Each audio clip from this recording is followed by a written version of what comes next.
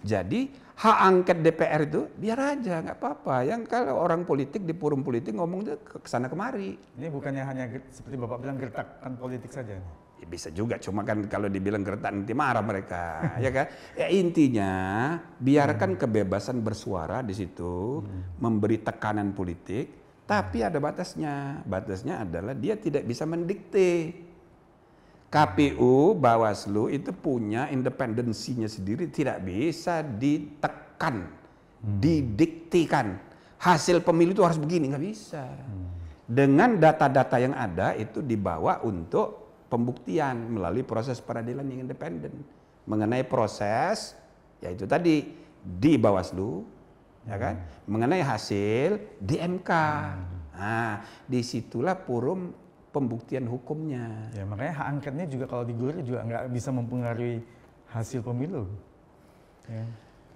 Ya bisa tidaknya itu kan secara teoritis bisa saja, tapi dia kan memberi tekanan, ya kan, sehingga persidangan itu ya lebih profesional di Bawaslu, lebih independen di MK, kan bisa saja.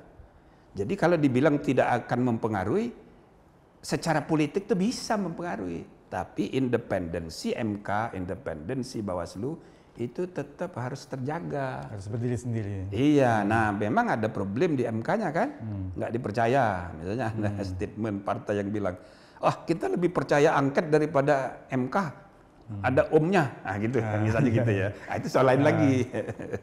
Jadi sekarang kalau Pak Anwar Usman ini mempertunkan masalah pencopotan beliau ini kira-kira gimana? Nanti kalau beliau bisa menang. Oh, itu lain lagi.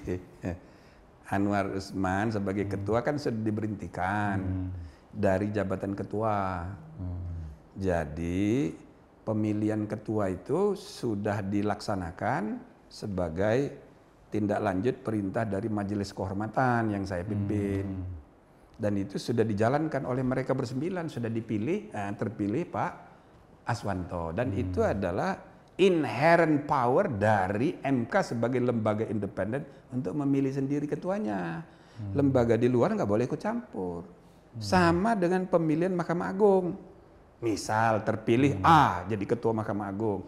Pengadilan bawahannya namanya pengadilan tun mau cawi-cawi mempersoalkan, ya nggak bisa. Itu inherent power dari Mahkamah Agung untuk memilih ketua.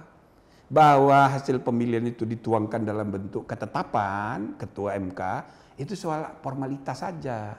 Intinya hasil pemilihan ketua internal itu inherent power, independen dari Mahkamah Konstitusi.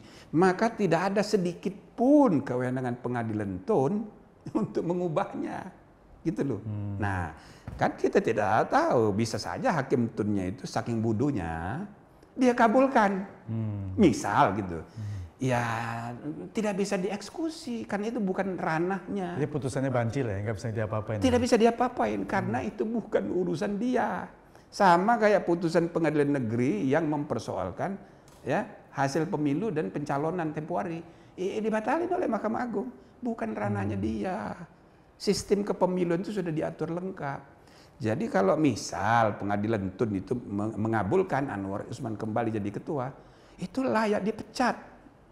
Kalau hakimnya bukan sekedar bodoh, kalau dia bodoh itu ya orang bodoh itu kan nggak masuk neraka, cuma telat masuk surga aja, ya kan? Tapi kalau kebodohannya itu membuat citra pengadilan jadi rusak keseluruhan, jadi tidak percaya orang, maka itu layak dipecat.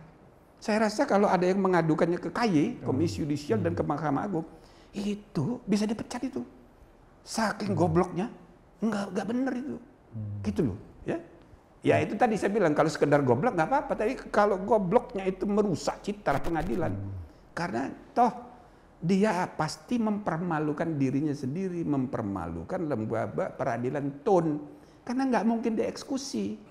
Dan sekarang ini sudah ratusan putusan pengadilan tun itu nggak diapa-apain. Nggak bisa dieksekusi sama sekali. Nggak bisa, banyak, barangkali ribuan. Nah mereka harus belajar membuat putusan yang harus benar gitu. Jadi solusi, bukan timbul masalah baru. Ya, jadi itu kalau mengenai pengadilan tun. Jadi nggak akan mungkin dilaksanakan. Apapun hasilnya ya toh nggak ada gunanya ya. 1000% pasti nggak dilaksanakan. Karena MK punya inherent power. Contohnya tadi saya bilang, itu Ketua Mahkamah Agung ada yang melaporkan, emangnya pengadilan tun bilang, oh itu salah, harus diganti. Dia nggak punya kewenangan. Nggak bisa ya. Nah lagi pula ini berbeda, yang diputus oleh Majelis Kehormatan itu, ya kan diberhentikan dari ketua, bukan dari anggota. Kalau diberhentikan dari anggota itu harus ada kepres. Oke. Nah kepres itu objek tun.